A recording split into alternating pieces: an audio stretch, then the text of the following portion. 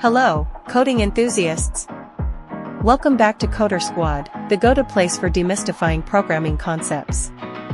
Today we have an essential topic on our plate: data types in Java programming. Understanding data types is fundamental in programming, and in Java, it's no different.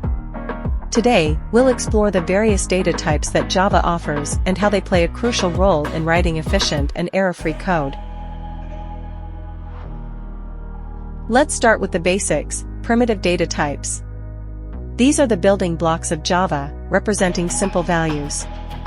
Java has 8 primitive data types, and they can be categorized into 4 groups. Beyond primitives, Java also has reference data types. These are more complex and allow us to create our own data structures. The most common reference data type is the string class. Now, what if you want to convert a value from one data type to another? That's where typecasting comes into play.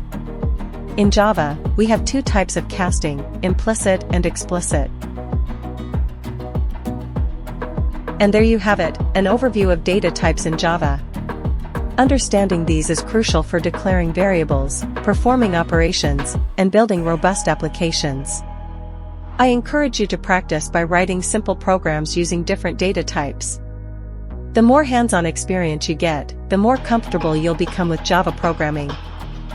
Don't forget to like, comment, and subscribe. Thanks for watching. Happy coding!